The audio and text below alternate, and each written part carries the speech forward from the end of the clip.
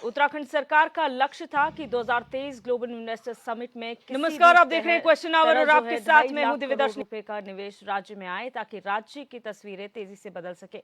देहरादून में 2 दिवसीय समिट का आयोजन हुआ, जिसमें 3.5 लाख करोड़ रुपए से ज्यादा का निवेश प्रस्ताव सरकार को मिला है। लिहाजा सीएम होकर मंत्री तक कह रहे हैं उम्मीद से ज्यादा का करार हुआ है।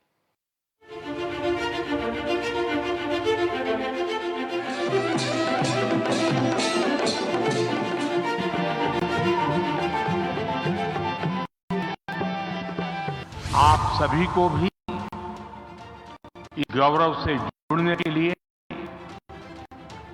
उत्तराखंड की विकास यात्रा से जुड़ने का एक बहुत बड़ा अवसर मिल रहा है। उत्तराखंड की राजधानी देहरादून में आयोजित ग्लोबल इन्वेस्टर समिट का समापन हो गया है। आखिरी दिन गृह मंत्री अमित शाह और राज्य के सीएम पुष्कर सिंह धामी ने निवेशकों को संबोधित किया, जिसमें उन्होंने वादा किया कि यहां निवेश करने वालों को सरकार कोई परेशानी नहीं होने देगी। ये रिपोर्ट देखिए, उसके बाद चर्चा में आगे बढ़ेंगे। ग्लोबल इन्वेस्टर समिट से दुनिया में गया संदेश, केंद्र सरकार कर रही उत्तराखंड सरकार की मदद।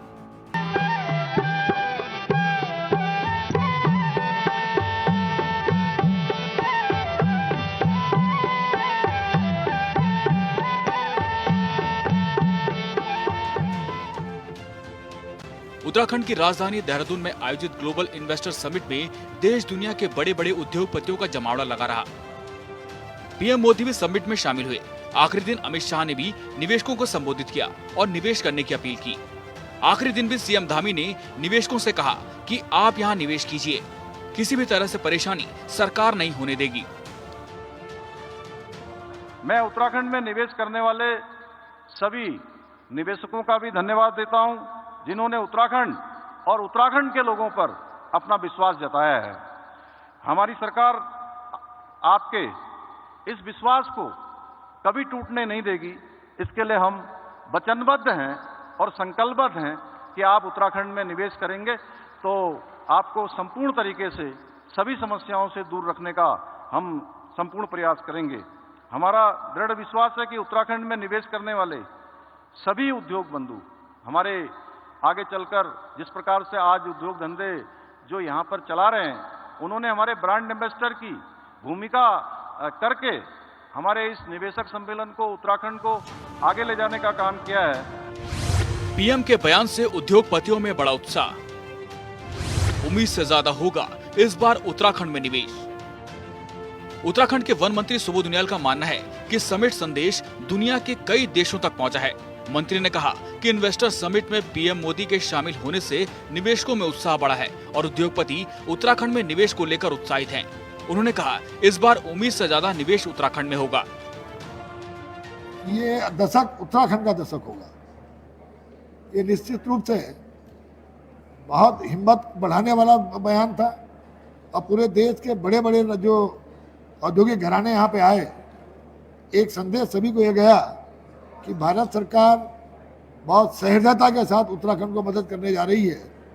और तो इसलिए कहीं ना कहीं ये एक ऐसा संदेश था जिसने यहाँ पर इन्वेस्टर्स को जो इन्वेस्टमेंट निवेश करने के लिए कहीं ना कहीं मैं समझता हूँ उनके अंदर एक बड़ा आत्मविश्वास को बढ़ाया है। और बड़े आत्मविश्वास के साथ हमें पूरी उम्मीद है कि इस इन्वेस्टर समिट में आशा से कई ज़्यादा निवेश इस राज्य में होगा। तो आज जो फॉरेस्ट और अलाइड सेक्टर को था, तो मैं तमाम औद्योगिक घराने आए थे, जिसमें 1000 करोड़ का हमारा जो रिन्यूएबल पावर के लिए ट्री के साथ एक MOU हो भी चुका है और जिसको कि आज उनके CEO भी थे, आपका जो श्री रविशंकर जी का एक इंटरनेशनल अपना उनका एक ये औद्योगिक वो है। इन सब में जो तमाम संभावना है, इसके अलावा वेलनेस टूरिज्म, माउंटेनियरिंग, ट्रैकिंग और adventurous tourism, yoga, carbon trading. आज पूरी दुनिया में कार्बन ट्रेडिंग एक बहुत बड़ा, पूरी दुनिया के लिए एक बड़ा इसमें मैं समझता संभावनाएं छिपी हैं। DRI के साथ 1000 करोड़ का हुआ MOU। Herbal farming, aromatic sector में होगा निवेश। 80 लोगों ने विजिटिंग कार्ड दिए, जुड़ना चाहते हैं। धामी सरकार के कैबिनेट मंत्री ने बताया कि कई निवेशक फॉरेस्ट विभाग में भी निवेश करेंगे। उन्होंने कहा कि टीआरआई के साथ उत्तराखंड सरकार ने 1000 करोड़ का एमओयू साइन किया है। हर्बल फार्मिंग और एरोमेटिक सेक्टर में भी भारी निवेश होगा। मंत्री के मुताबिक 80 लोगों ने विजिटिंग कार्ड दिए हैं जो सरकार के साथ जुड़कर काम करना चाहते हैं। हर्बल फार्मिंग और एरोमेटिक फार्मिंग, हर्बल सेक्टर में और एरोमेटिक सेक्टर में जो राज्य के अंदर संभावनाएं हैं, इनको लेकर काफी उत्साह इंडस्ट्रीज पे था। अगर आप ये देखेंगे, इसका एक प्रमाण ये भी होता है कि जब मैं अपना सेशन हमारा खत्म हुआ तो कम से कम 80 लोगों ने मुझे अपने विजिटिंग कार्ड्स दिए, जो इस बात का प्रमाण है कि उन लोगों को राज्य में कहीं ना कहीं यहाँ पर उसकी जो संभावनाएं हैं उसके प्रति वो जुड़ना चाहते हैं।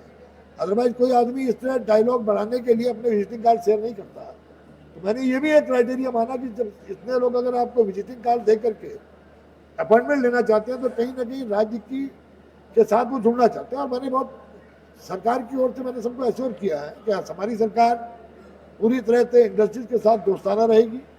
हम इंडस्ट्रियल फ्रेंडली पॉलिसीज पर आगे बढ़ेंगे और इकोलॉजी और इकोनॉमी को बैलेंस करते हुए, क्योंकि इकोलॉजी के साथ कोई कम्प्रोमाइज नहीं होगा, उसको बैलेंस करते हुए ऐसी इंडस्ट्रीज को ज़्यादा यहाँ पर तवज्जो दी जाएगी जो इकोलॉजी को भी बरकरार रखने का काम करे।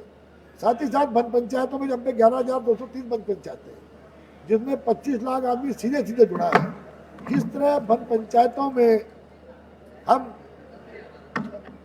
हर्बल फार्मिंग और एरोमेटिक फार्मिंग में किस तरह हम निवेश ले सकते हैं, पा सकते हैं उद्योगों से, इसको लेकर के चर्चाएं भी, और मैं समझता हूँ कि इसका अच्छा संभावना है और अच्छे संदेश भी औद्योगिक घरानों में गया। इंडस्ट्री फ्रेंडली पॉलिसी के साथ आगे बढ़ रहे हैं। प्लांटेशन में फंडिंग करके कार्बन ट्रेडिंग को आगे बढ़ाएंगे। इन्वेस्टर समिट में 4 लाख करोड़ के हुए एमओयू। इस बार 44,000 करोड़ की हो चुकी है ग्राउंडिंग।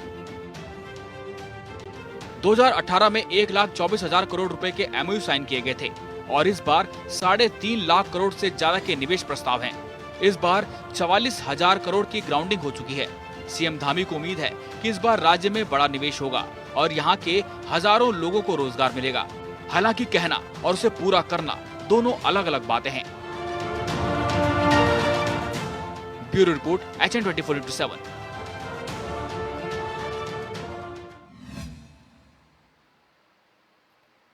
तो उम्मीद से ज्यादा का करार हुआ है। आज इसी मुद्दे पर हम चर्चा करेंगे। तमाम मेहमान इस चर्चा का हिस्सा बन चुके हैं, उनका इंट्रोडक्शन आपसे करा देते हैं। हमारे साथ सचिन गुप्ता, भाजपा प्रवक्ता जुड़ चुके हैं, शूरवीर सिंह सजवान पूर्व मंत्री कांग्रेस हैं, डॉक्टर पंकज पेनुली यूकेडी नेता हैं और हरीश मेखूरी वरिष्ठ पत्रकार हैं, लाइव जुड़े हुए हैं।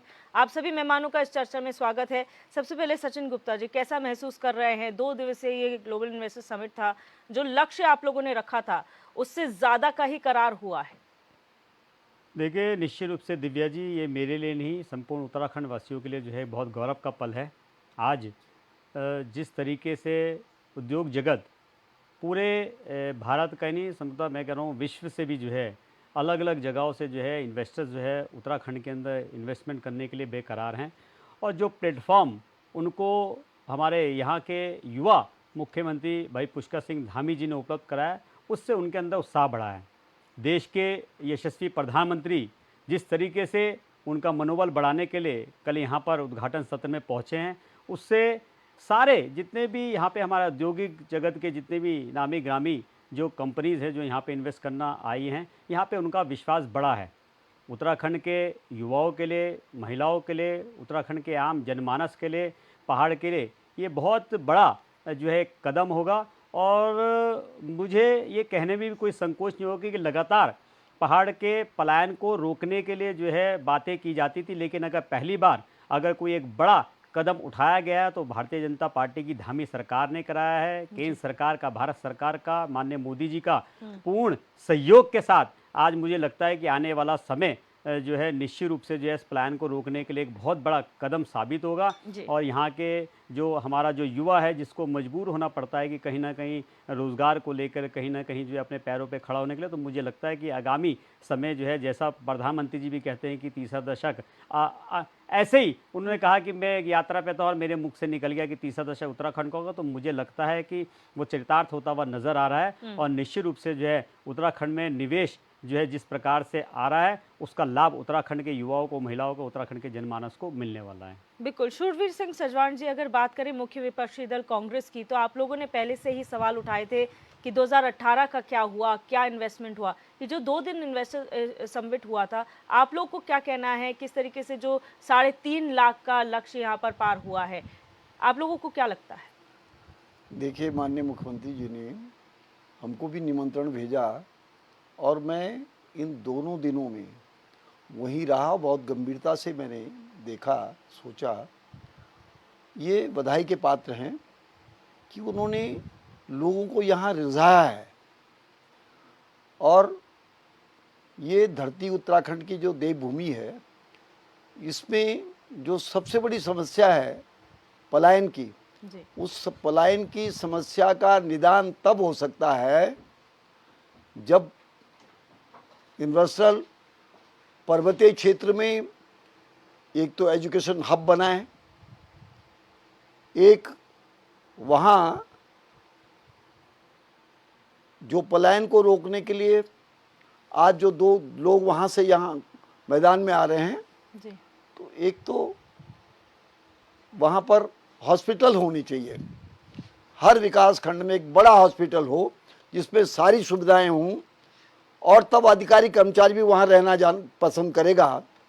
और मसूरी और देहरादून से आगे बढ़ करके पर्वतीय क्षेत्र के हर विकास खंड में बड़े स्कूल होने चाहिए जिसमें सारी सुविधाएं हों, और देश के दूर दूर से लोग, क्योंकि आज पूरे देश में आज समस्या इस बात की हो गई है कि आज जो बच्चे हमारे जिन विद्यालयों में पढ़ रहे हैं वो प्रदूषण से ग्रसित हो रहे हैं। तो पर्यावरण प्रदूषण रहित क्षेत्रों को चुनना चाहिए, और गवर्नमेंट वहाँ जितने उद्योगपति आ रहे हैं उनको इन 2 चीज़ों के लिए अगर सलाह देंगे जी। और जो मुझे आज एक बात का जरूर मलाल हुआ कि पंडित नारायण दत्त तिवारी ने बिना शोर शराबा किए हमारी सरकार ने उस समय और सिडकुल की जो स्थापना की है, आज उनको किसी ने धन्यवाद नहीं दिया। मैं उनको स्मरण करना चाहता हूं ऐसे मौके पर, जहां मैं प्रधानमंत्री जी को, मुख्यमंत्री जी को और गृह मंत्री जी को बधाई दे रहा हूं कि उन्होंने उद्योगपतियों का उत्साह वर्धन किया है, उनको आमंत्रित किया है, और यहाँ उद्योग स्थापित करने के लिए, लोगों के रोजगार के लिए उन्होंने अपना रास्ता चुना है, ढूंढा है। और मैं देख रहा था कल जब मुख्यमंत्री जी का संबोधन हो रहा था, वो स्वागत भाषण जो उनका था बहुत सराहनीय था। और प्रधानमंत्री जी ने भी जो लोगों को आश्वस्त किया है जी। कि आपको सारी सुविधाएं देंगे, गृह मंत्री जी ने भी आज वही बात कही। मैं कह रहा हूं जो आज उत्साह दिखा आज और कल में, जितने लोगों ने आकर के ये चाहा कि हम यहाँ पर अपना उद्योग स्थापित करें, जी। अगर इसका 20% भी धरती पर उतर जाए तो कायाकल्प हो जाएगी। बिल्कुल। पर मुझे लगता है कि जब 2018 के जो वादे थे उस पर श्वेत पत्र आज तक जारी नहीं हुआ। श्वेत पत्र जारी होना चाहिए, और किसी भी सरकार का, सरकार कोई भी हो, कोई रही हो, जो जनता के बीच में जो घोषणाएं करते हैं, जी। जो वादे करते हैं, उन सरकारों को श्वेत पत्र जारी करना चाहिए ताकि वो जनता का विश्वास जीत सके। और जब जनता का विश्वास जीतेंगे तो उद्योगपतियों का विश्वास भी जीतेंगे। उद्योगपतियों को भरोसा दिलाना पड़ेगा कि हमारे अधिकारी आपके साथ वो काम नहीं करेंगे जो आज तक उन्होंने किया। जितने उद्योग लगे थे उनमें से 20% 30% लोग तो बाहर चले गए। ये सिर्फ और सिर्फ अधिकारियों की हठधर्मिता के कारण उन्होंने जो उनको जानबूझ करके उनको अभी भी प्लानिंग कर रहे होंगे बिल्कुल कि कैसे नोच आ जाए इनको।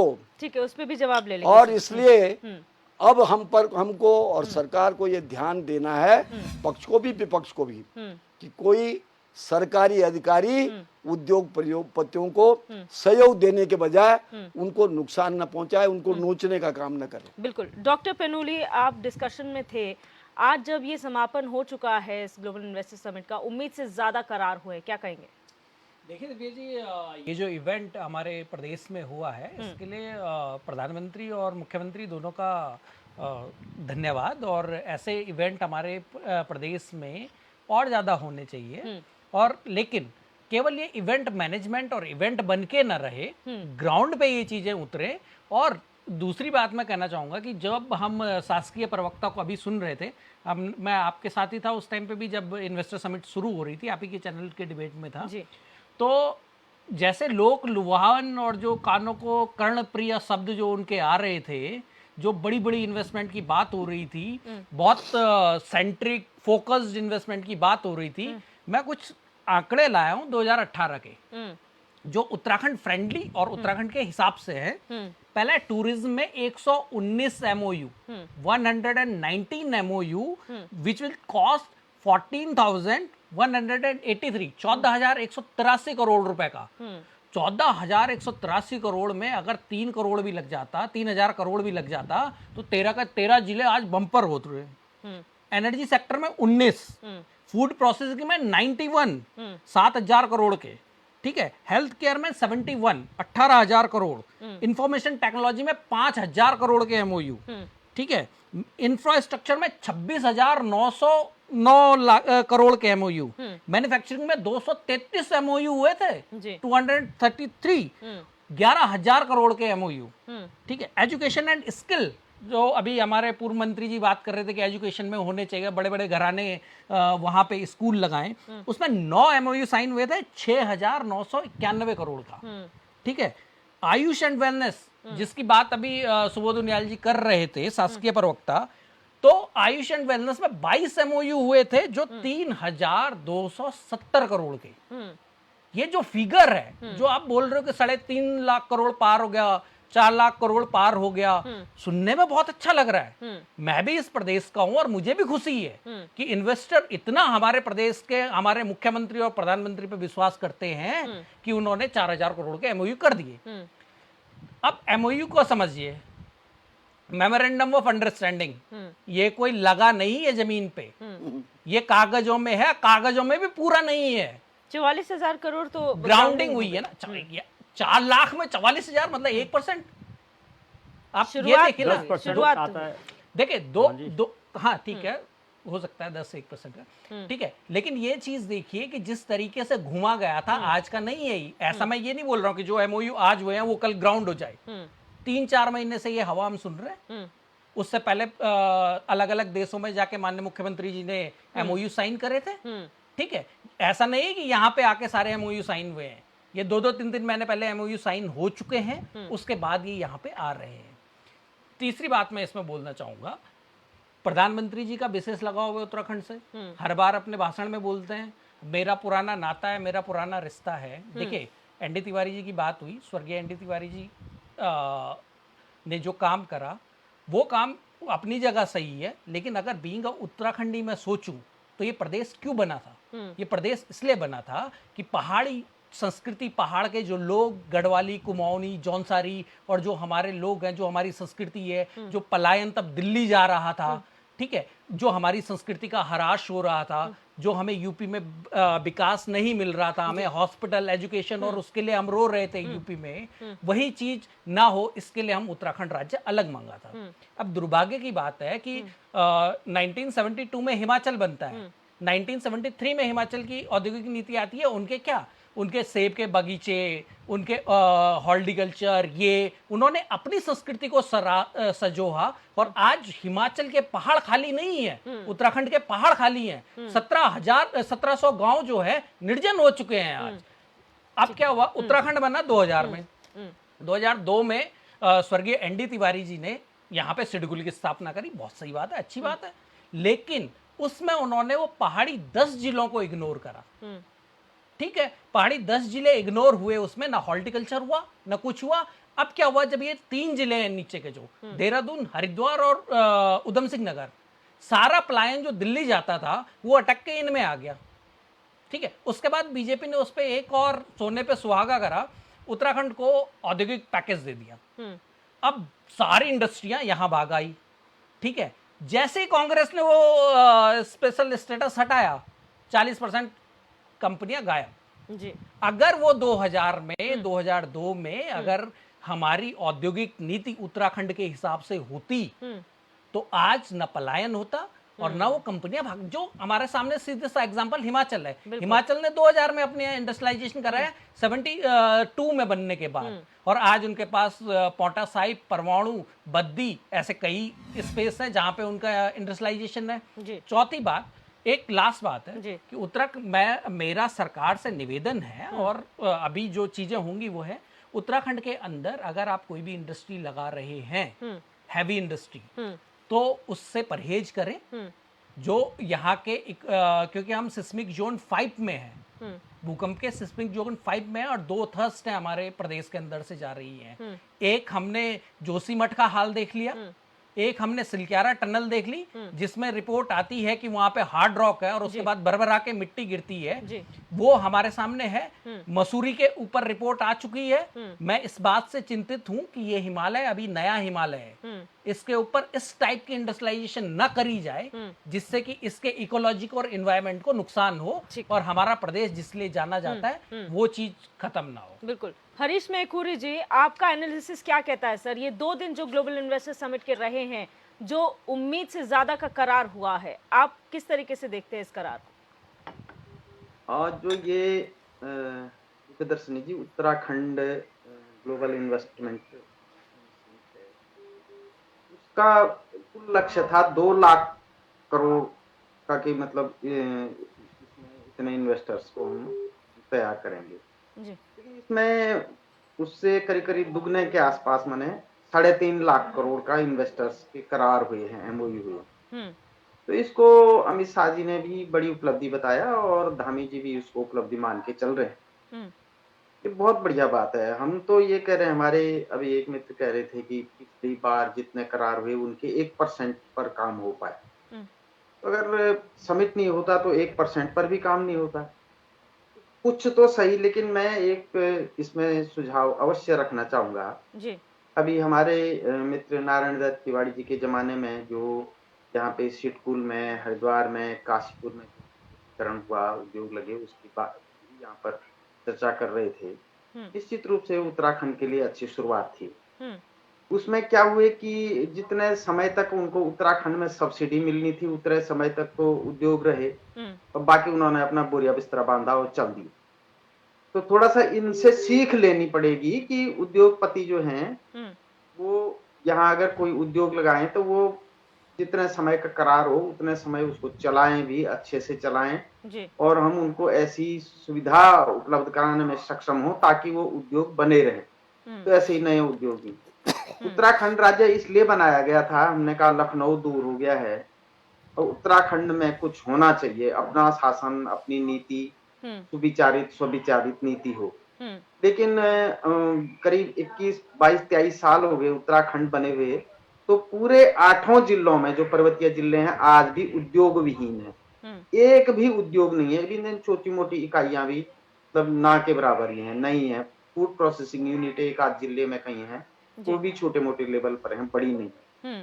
होम स्टे योजना यहाँ पे बड़ी सफल हो रही है, लोग बाहर से आ रहे हैं और ठहर भी रहे हैं, उसको प्रमोट किया जाए उस तरह के। एक प्रधानमंत्री जी ने जो बड़ा अच्छा मतलब सुझाव दिया कि शादियां उत्तराखंड में हो, तो ये इवेंट इसमें कुछ बड़ा लगाना भी नहीं है, लोगों को काम मिल जाएगा, बड़ा अच्छा रहेगा।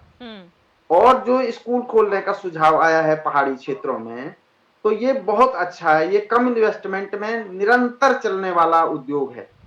तो और जो ये आईटी सेक्टर के उद्योग हैं ये उत्तराखंड में बड़े सफल रहेंगे, उस पे हो जाए।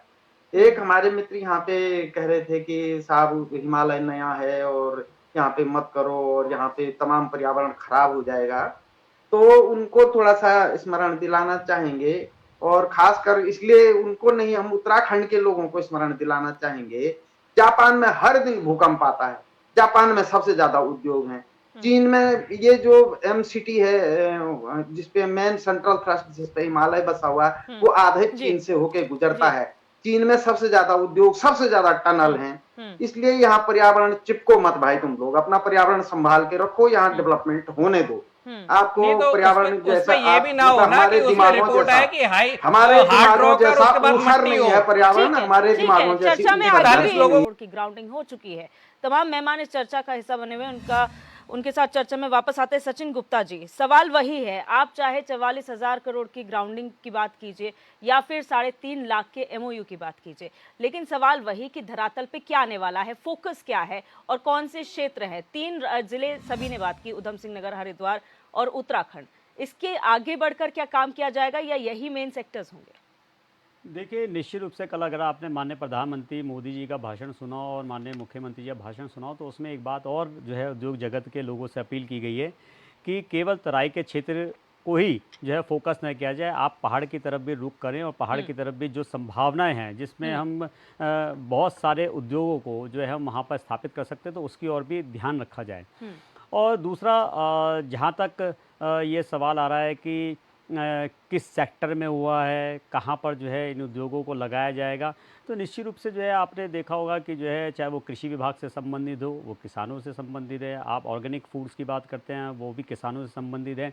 आप जो है होटल इंडस्ट्री के अंदर जो है टूरिज़्म के लिए इन्वेस्टमेंट आ रही है, इस पर आप जो है जो आपका ये आईटी सेक्टर है उसके लिए जो है यहाँ पे इन्वेस्टमेंट्स आए थे। तमाम जो उत्तराखंड के लिए जो आगामी भविष्य के लिए जो है यहाँ के युवाओं के लिए यहाँ पे रोज़गार स्थापित करने वाले होंगे, वो तमाम सेक्टरों में जो है इन्वेस्टमेंट्स आ रही हैं। और हम जहाँ तक बात करते हैं ग्राउंडिंग की और एमओयू की, तो निश्चित रूप से चाहे कोई भी छोटी कंपनी हो, बड़ी कंपनी हो या किसी प्रकार से कोई इन्वेस्टमेंट का आदान प्रदान होता है तो पहले उसमें एमओयू होता है। उसमें एक अंडरस्टैंडिंग्स होती है कि भाई आप यहाँ पर आएंगे, हम आपको सिंगल विंडो व्यवस्था देंगे, हम आपको इन चीज़ों की व्यवस्थाएं उपलब्ध कराएंगे और उनका करार ये होता है कि भाई ठीक है हम इतने की इन्वेस्टमेंट उसके अंदर करेंगे।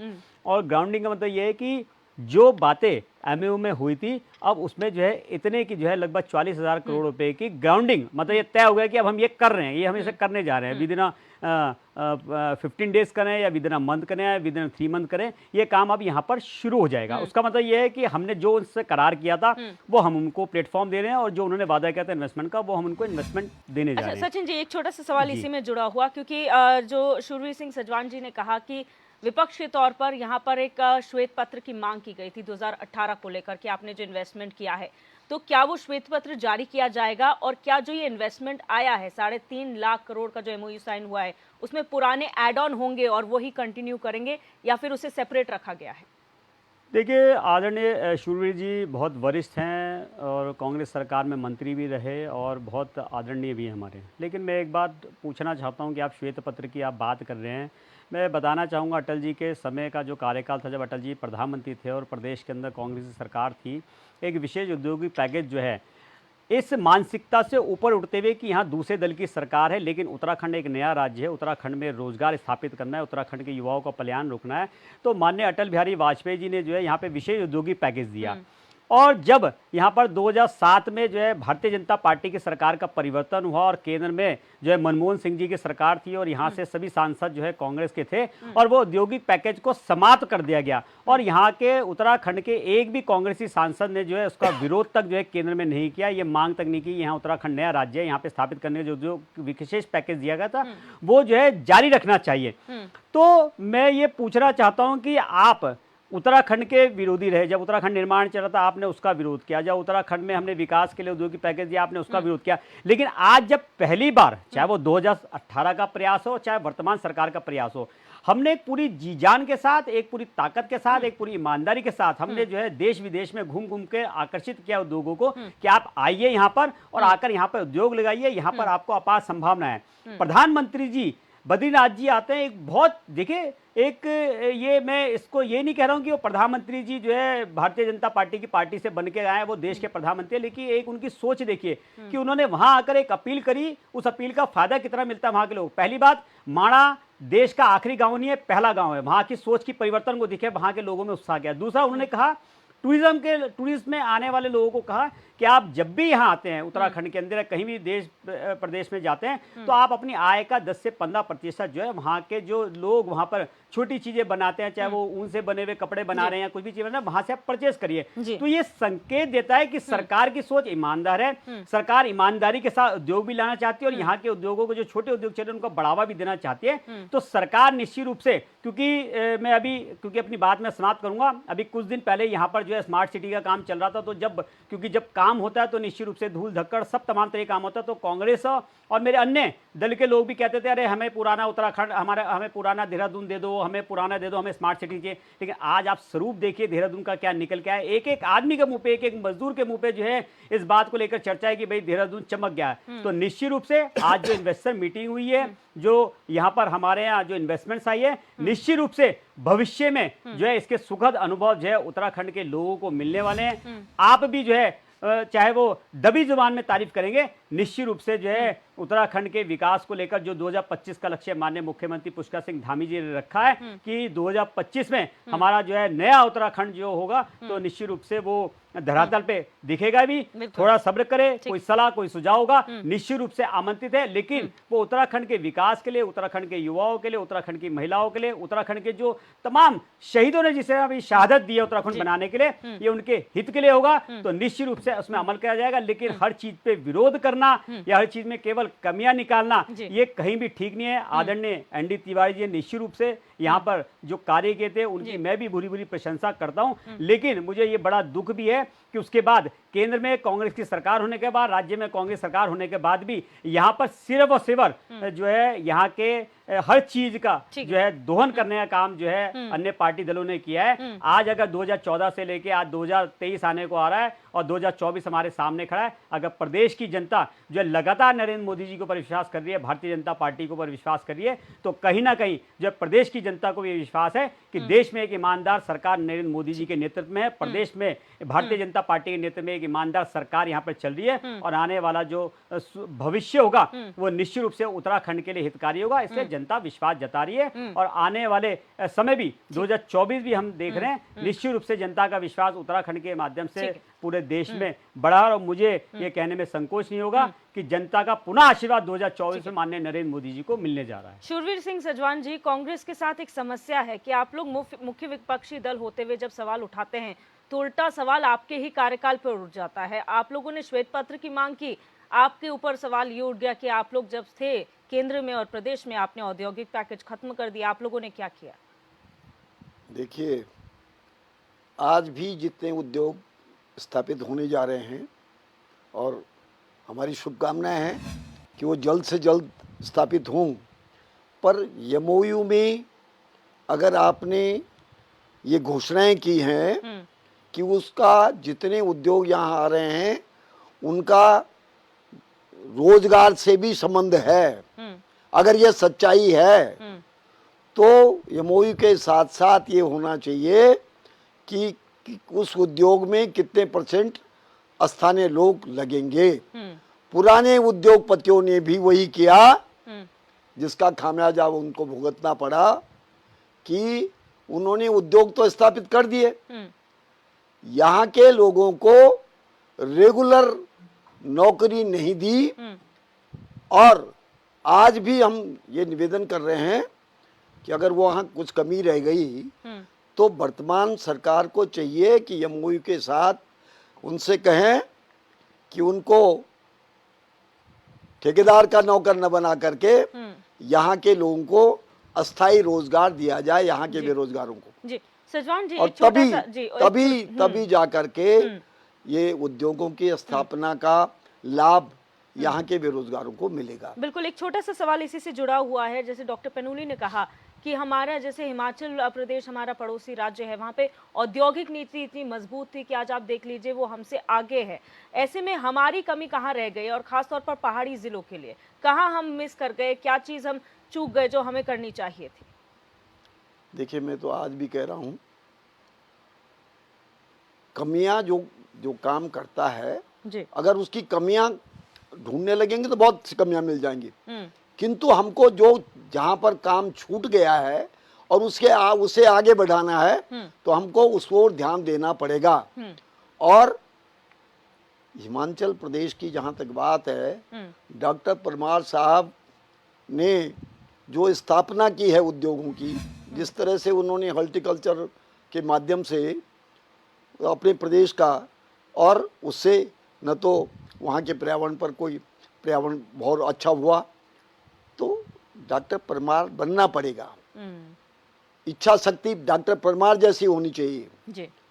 तो जिस दिन इच्छा शक्ति हो गई और उसके पूरे करने का संकल्प हो गया और अधिकारी कब्जे में हो, अगर आपने मुख्यमंत्री जी ने, प्रधानमंत्री जी ने, गृह मंत्री जी ने प्रयास किया, उसकी हम सराहना करते हैं और करनी भी चाहिए, हर व्यक्ति को करनी चाहिए।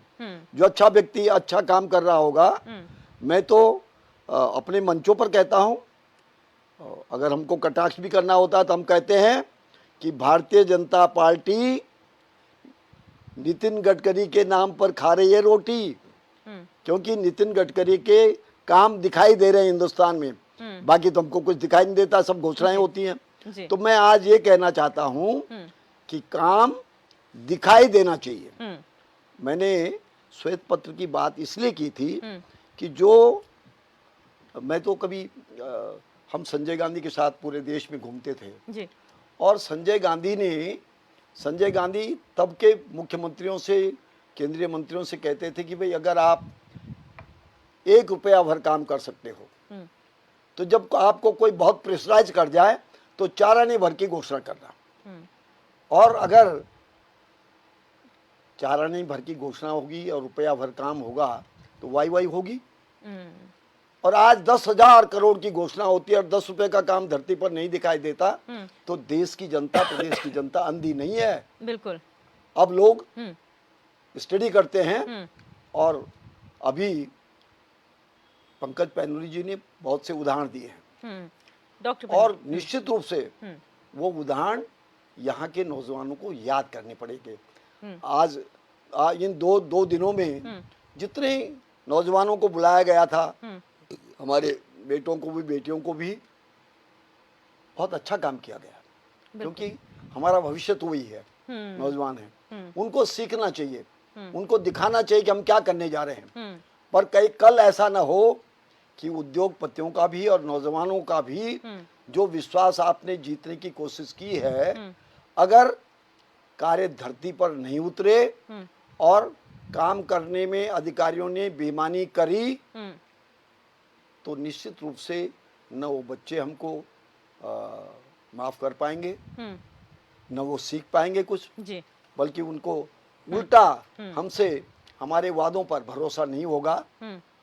और हम दिल से कह रहे हैं कि मुख्यमंत्री जी की भी इच्छा है और प्रधानमंत्री जी ने तो बहुत ही अच्छा उनको, उद्योगपतियों को आश्वस्त किया है। गृह मंत्री जी ने आज दोनों बातों पर, और मैं समझता हूं कि उन्होंने मुख्यमंत्री की तारीफ भी की है, यहाँ के अधिकारी कर्मचारियों की भी तारीफ की है। बिल्कुल। पर जिन्होंने वो 41 मजदूरों को जिन्होंने बचाया है, उन टेक्निकल एक्सपर्ट्स के बारे में किसी ने कुछ नहीं कहा, मैं उन सबको प्रणाम करना चाहता हूँ। बिल्कुल, तारीफ यहाँ पर हुई है सभी की। और अमित शाह ने एक बात यहाँ पर बोली, डॉक्टर पेनुली, पारदर्शिता उत्तराखंड का स्वभाव है और जितने भी इन्वेस्टर्स हैं, आप यहाँ पर आइए, आपको 0 करप्शन मिलेगा, आप आसानी से काम कर सकते हैं। दूसरा ये बात कि उत्तराखंड में दैवीय शक्ति भी, डेवलपमेंट भी, और धामी ने उसमें परफॉर्मेंस जोड़ दिया। तो इन बातों से कितना इत्तेफाक रखते हैं? देखिए, जो अभी आप वक्तव्य बोल रहे हो कि उत्तराखंड में ट्रांसपेरेंसी है, मैं बोलता हूँ हाँ है, लेकिन वो है उत्तराखंडियों में। जो ब्यूरोक्रेट्स हैं, जो पपेट्स हैं, उनमें नहीं है। माननीय सजवान जी ने बताया किस तरीके से ब्यूरोक्रेसी हावी रहती है, किस तरीके से ब्यूरोक्रेट काम करते हैं। दूसरी बात, मेरे को बहुत अच्छा लगा सचिन भाई ने बता दिया कि आखिर इस इन्वेस्टर समिट का मतलब क्या था। उन्होंने कहा जैसे 2018 के बाद 2019 में मोदी जी को जिता के लाए, वैसे 2023 के बाद 2024 में मोदी जी को जिता के जनता भेजेगी। बिल्कुल सही कहा उन्होंने, क्योंकि इवेंट मैनेजमेंट उसी चीज के लिए था और वो अपने इवेंट में सक्सेस हुए, उसके लिए बधाई और बहुत बहुत धन्यवाद। अब आप एक चीज बताओ, इतनी बड़ी बड़ी बात कर रहे हो, इतनी बड़ी बड़ी चीजें बोल रहे हो, बीजेपी इतने बड़े बड़े दावे कर रही है, पूत के पाँव पालने में दिखते हैं, एक कहावत है।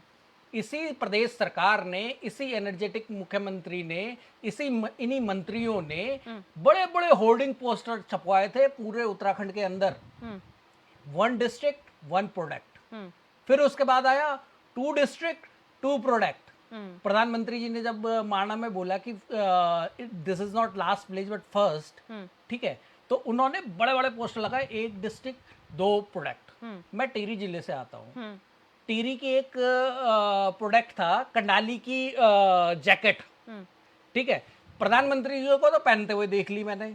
मैं सचिन भाई से पूछना चाहूंगा कि अगर कहीं वो मिलती है तो उसका एड्रेस मुझे भी दे दो, मैं भी 2 कंडाली की जैकेट खरीद लूं। बहुत ठंड हो रही है देहरादून के अंदर।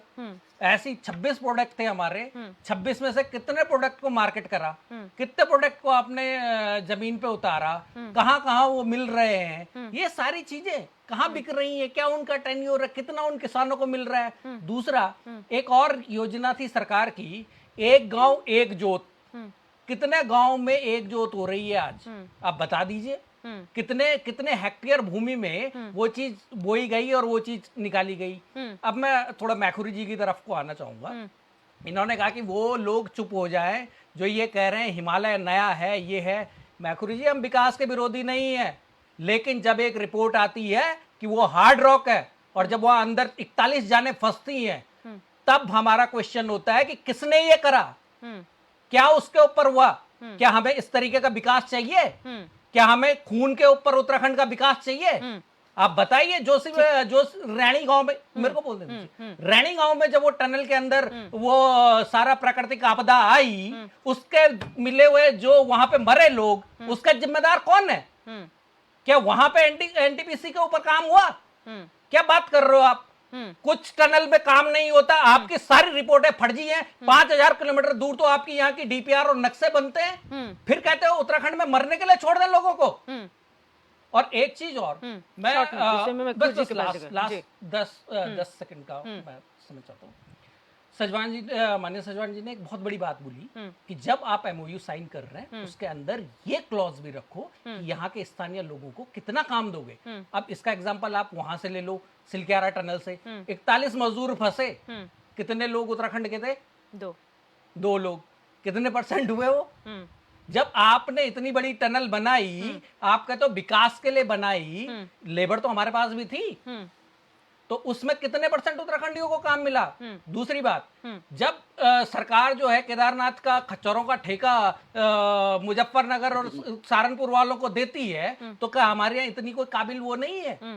ये सारी चीजें। और दूसरा, प्रधानमंत्री जी आए हमारे यहाँ केदारनाथ में जो है फुटफॉल बढ़ा, जिसका क्रेडिट बीजेपी लेती है। हालांकि वो बाबा की कृपा है, जहां पे शंकराचार्य जी के लिए प्रोटोकॉल नहीं है, लेकिन इनके चीफ सेक्रेटरी और डीएम एसडीएम के लिए प्रोटोकॉल हैं, ठीक है। वहां पे फुटफॉल बढ़ा, यहाँ के वाहन वालों को कितना उसका रोजगार का फायदा मिला। लोग अपनी गाड़ियों से दिल्ली से गए, अपनी गाड़ी में वापस आ गए।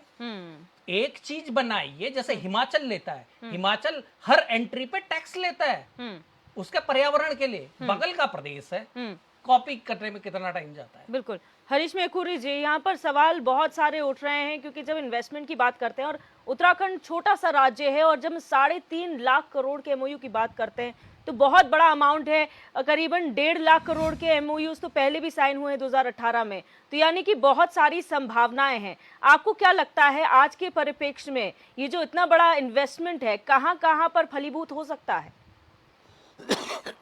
दर्शनी जी, इस पे एक चीज हमारी सरकारों को भी, और जो विचारक हैं, जो प्लानर हैं और जो टेक्नोक्रेट्स हैं, उनको सोचना चाहिए। जो हमारे पास उत्तराखंड का मैदानी इलाका है, उसमें इतना ज्यादा इंक्रोचमेंट, इतना ज्यादा घुसपैठ, इतने ज्यादा उद्योग, इतने ज्यादा मकान, इतनी ज्यादा नेशनल पार्क, इतनी ज्यादा नेशनल सेंचुरी बन चुकी है कि इसमें तो जगह है नहीं।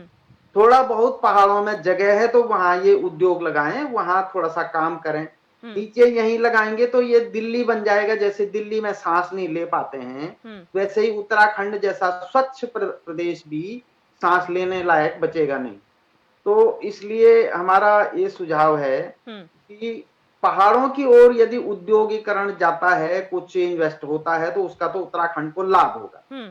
और यदि फिर से इन्हीं 3 जिलों में ये मतलब 3.5 लाख करोड़ के इंडस्ट्री लगती है, तो ये सांस लेने लायक बचेंगे नहीं। मतलब तो थोड़ा सा इस दिशा में भी सोचना आरंभ किया जाए। दूसरा, हेल्थ सेक्टर में जैसे हमारे कांग्रेस के मित्र कह रहे थे, निश्चित रूप से मैं उनकी बात का समर्थन करता हूं। उत्तराखंड के पहले तो हर ब्लॉक में एक अस्पताल बने, अच्छा हॉस्पिटल बने, ना हो जिले में तो एक अच्छा बने।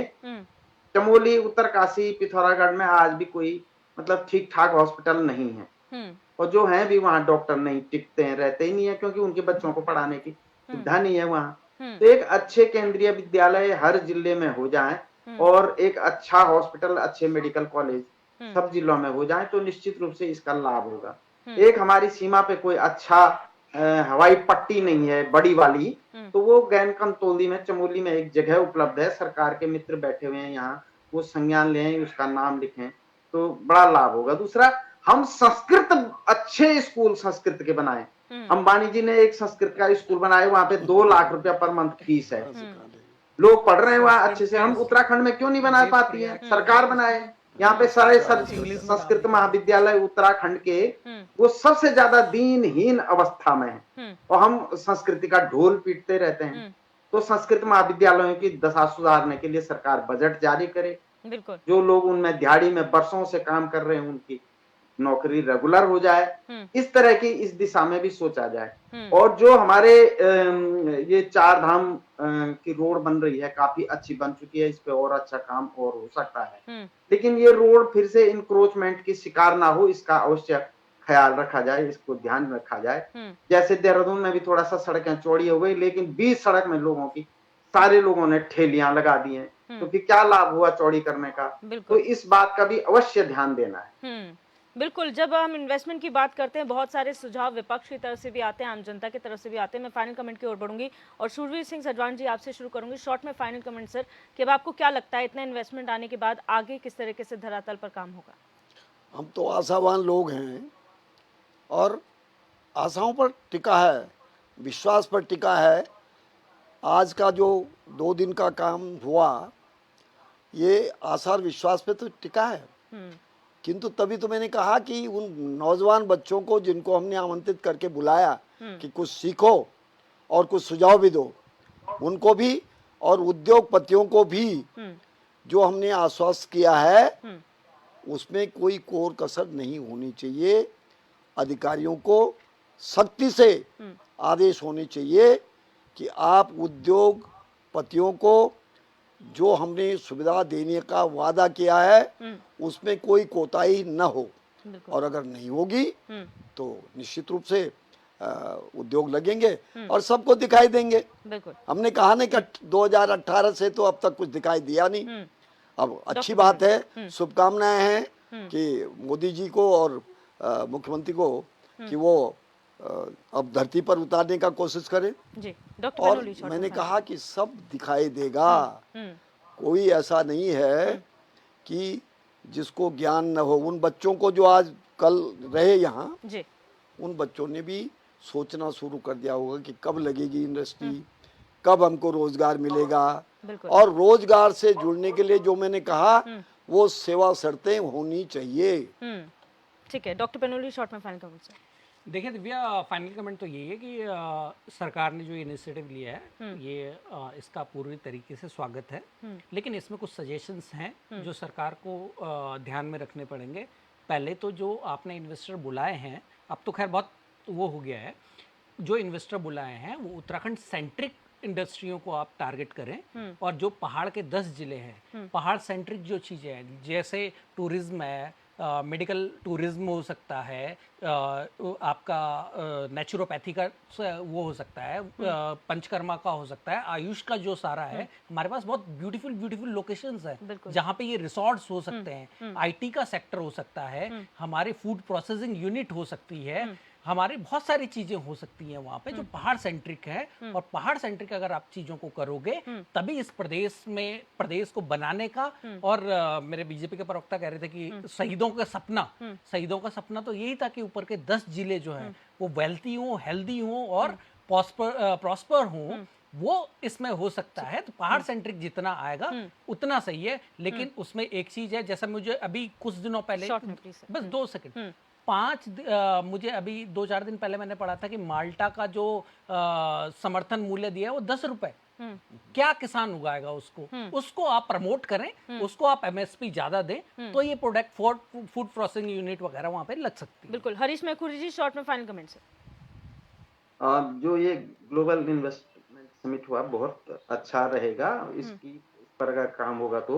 लेकिन एक चीज जरूर कहना चाहूंगा, सरकार ने ग्रीष्मकालीन राजधानी की घोषणा गैरसैंण में की है, सरकार उस पर अमल करे और भविष्य की सरकारें गैरसैंण को स्थायी राजधानी बनाएं, तो निश्चित रूप से ये सारे प्रयास में 4 चांद लग जाएगा। सचिन जी, शॉर्ट में फाइनल कमेंट। मैंने अभी आप ही की डिबेट में कहा था कि जो कार्य भारतीय जनता पार्टी की सरकार कर रही है, निश्चित रूप से विपक्ष भी उसकी सराहना करेगा।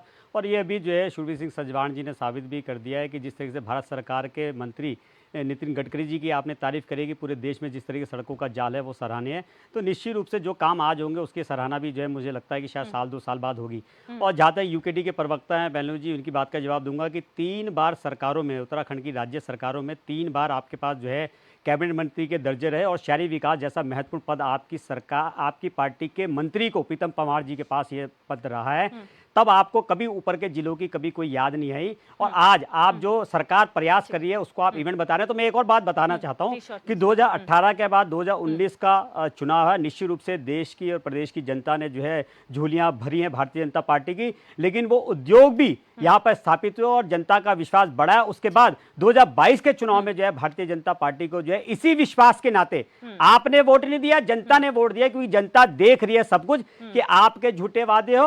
और चाहे जो कांग्रेस का वो कार्यकाल भी मैं याद दिलाना चाहता हूं, जब उनके प्रधानमंत्री राजीव गांधी जी कहा करते थे कि 1 रुपया भेजते हैं और केवल 10 पैसे नीचे पहुंचते हैं, तो आज की सरकार में ये परिवर्तन है कि अगर आप ऊपर से 500 रुपए भेजेंगे तो खाते में पूरा 500 रुपए जाएगा। तो ये उस सरकार में, इस सरकार में परिवर्तन आया है। और वर्तमान की सरकार पे जो है नरेंद्र मोदी जी पे और पुष्कर सिंह धामी जी के ऊपर, चाहे वो आम जनता हो चाहे उद्योग जगत हो, उनका विश्वास बढ़ा है। तो मैं सिर्फ इतना ही कहूंगा कि केवल जो है आज अभी जो है इन्वेस्टर समिट हुई है, आज उसका समापन हुआ है, केवल थोड़ा सा समय आप सब्र करेंगे तो निश्चित रूप से जो इसके परिणाम भी आपको सुखद होंगे। और जैसे विपक्ष ने आज तारीफ करी, निश्चित रूप से हम जो है उस तारीफ को भी जो है आप ही के मंच के माध्यम से पूरा प्रदेश और देश सुनेगा। बिल्कुल। आप सभी मेहमानों का इस चर्चा में जुड़ने के लिए बहुत बहुत शुक्रिया। उम्मीद से ज्यादा का निवेश यहाँ पर निवेश करार हुआ है।